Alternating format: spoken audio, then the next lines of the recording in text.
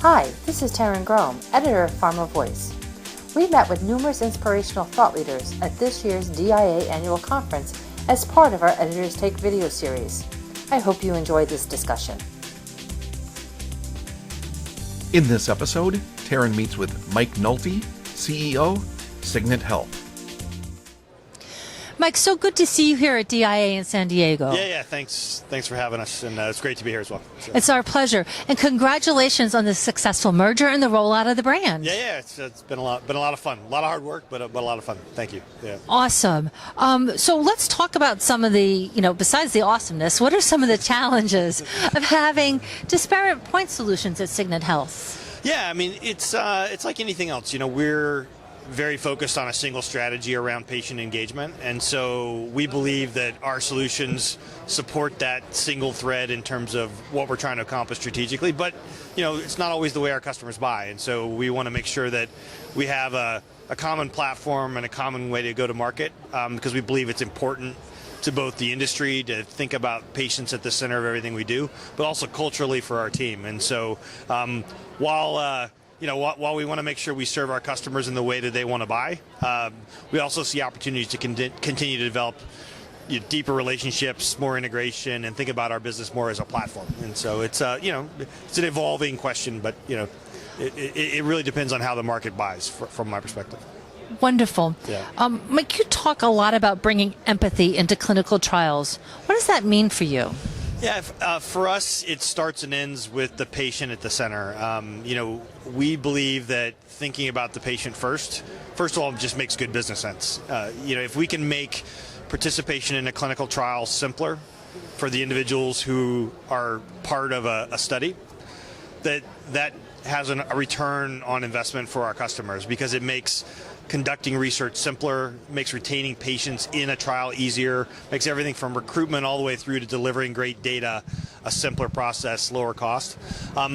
Second, we think we see an evolution in the way research is conducted, and being sympathetic or empathetic to the situation that the individuals who participate in research we think matters. And that includes everything from virtual or hybrid trials to just expanding the universe of people who can potentially participate in what could be life-changing research for them. And lastly, if I think about why I'm in this industry and why it's personally important to me, it's because the people around us in a lot of ways benefit from the work that our customers do. Whether that's our communities or our families, or even as ourselves potentially as future patients, that to me, having an understanding of why that mission matters is important, not just for our customers but also for our own culture. I love that. Patient centricity is very personal to you, and I know it's one of those industry buzzwords, but it does have significant meaning. Yep. So talk to me about how you are going to be, you talk about culture, how do you embed that within the culture of Signant? Yeah, we start, as we talk about our business, around this idea of the patient, and we try to think about a simple set of values that support that strategic mission. For us, it's about, first of all, making choices.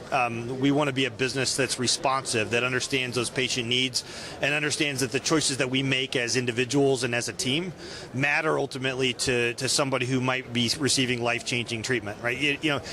It's something as simple as making sure that we hit deliverables on time might be the difference between somebody who can participate in a trial or can't, right? Just in terms of timing, or frankly, the longevity that they have in order to participate in, for example, an oncology trial.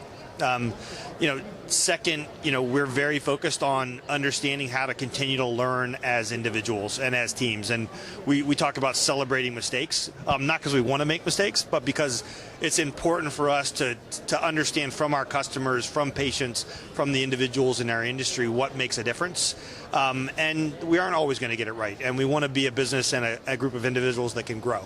And thirdly, we focus on communicating transparently around making sure that with our customers and with the individuals who participate in research, that we're candid and thorough about how we communicate as teams and with each other.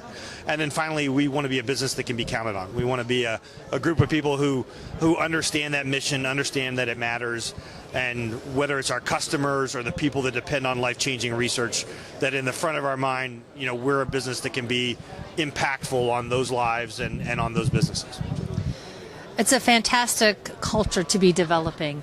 And let's talk a little bit about that culture. And let's start off with where the name Signant Health came from.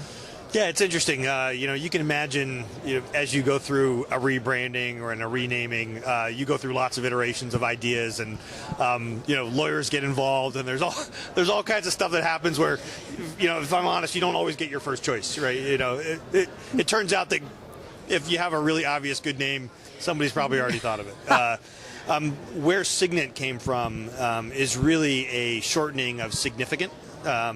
And there's really a few parts that we see it attributed to. And, first of all, it starts with this idea of being a co-pilot or a navigator for our customers. And so think about that as a sign or a signpost, but being not in the forefront of clinical research, but somebody who can help assist our customers towards being successful, primarily with technology. We also see it as symbolic of separating signal from noise and data. As being a business that's focused on helping our customers deliver great data for decision making, whether that's to advance to another stage in a clinical trial or ultimately to get drugs approved. And then, lastly, I mentioned the mission of the business. We see what we do and what our customers do as being significant, as being important, not just to having a great business, but actually to making a difference in people's lives. And so that's those three pieces are kind of where the name came from. But it's an awesome melding of all the things that you want to think about as being important to your business together. So congratulations. Yeah, thanks. Yeah. Let's talk about what makes a new brand succeed in this industry. We're looking at an ecosystem that's pretty diverse and it's pretty inclusive at the same time. So what makes your brand different? Yeah, I think for us, we're trying to do three things that we think in combination are fairly unique in the industry. And it starts with the patient. It's the direct conversation with individuals who some parts of the industry would call trial subjects. We're very adamant we think of as patients or individuals or people, really, that are at the center of clinical research. And whether that's engaging them differently through technology, using devices that allow them to participate in research without having to come into a site as often, or down the road investing in things like video conversations or telemedicine or ways to make that dialogue simpler and easier for them to participate and stay in a clinical trial. That's a core part of what we do. But we think, making it simpler for a patient isn't just about patient-facing technology. It's actually about all of the things that go on around research as well. And we're able to bring solutions that support sites and CROs to bear, as well as supporting the clinical supply chain. So all of the, I oversimplify it, but think of it as all the stuff that has to ultimately land at a site or at a patient's home for them to be successful. So think of that as devices, kits, the drug itself, all of the eCOA tablets that we use in delivering our solutions. All that has to ultimately get somewhere. And so a part of our business is focused on clinical research supply chain as a component of that. And so bringing those three pieces, the individual who participates in the trial, the services around it, whether that be a site or a CRO or other service providers, and then ultimately thinking about the clinical supply chain that supports it, we think is a pretty unique positioning in the industry, and ultimately is how we think about how we brand as a patient-centric business. That's pretty cool, and obviously you're very passionate on the subject. Yeah. So how does culture drive a brand? It can't just be all marketing. Yeah, actually in business-to-business type industries, which for what we do, it's very much, our customers are pharmaceutical companies and biotechs mostly. There are, CROs as well, but somebody who's in that universe for sure. I actually think marketing and interesting logos like the one on our booth here they're cool and they're ways of identifying who you are, but they don't really do much in terms of carrying the day with a brand. I've told our teams, our brand is really about our people. The individual interactions that they have every day with our customers, that's what will carry the day in terms of feeling like or looking like we're doing something different in the industry. If we don't pull that off with the individuals who are part of Signant Health today, then the brand really doesn't matter. And so we work very hard internally to share the values around the brand, why we're doing what we're doing, how that connects to strategy, how that connects to culture, in part because fundamentally, my strong belief is that our brand will only be successful because of those individuals. And like I said, we will support it with other things, but the strength of what we do is all about our people. I love that. It's about the people because we're in a people business. Yes. So, Mike, thank you so much for being with us for our Editors Take Video program here in San Diego. Thank you. I really appreciate your time.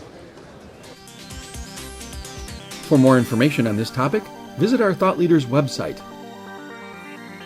For more Editors Take videos from the DIA Annual Conference, visit www.pharmavoice.com. Thanks for joining us.